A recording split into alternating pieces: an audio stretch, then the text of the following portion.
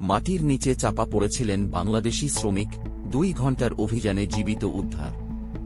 মালয়েশিয়ায় কর্মরত এক বাংলাদেশি শ্রমিক মারাত্মক দুর্ঘটনার কবলে পড়েন। নেগরি সেম্বিলানের বান্দার বারু নিলাই টেক পার্ক শিল্পাঞ্চলে পাইপ বসানোর সময় মাটি ধসে তিনি নিচে চাপা পড়েন। দুর্ঘটনাটি ঘটে সোমবার রাত 7:44। ঘটনাস্থলে দ্রুত পাঠানো হয় একটি উদ্ধারকারী দল। ঠিক রাত 8:03 তারা পৌঁছে যান এবং সঙ্গে সঙ্গে শুরু হয় উদ্ধার অভিযান।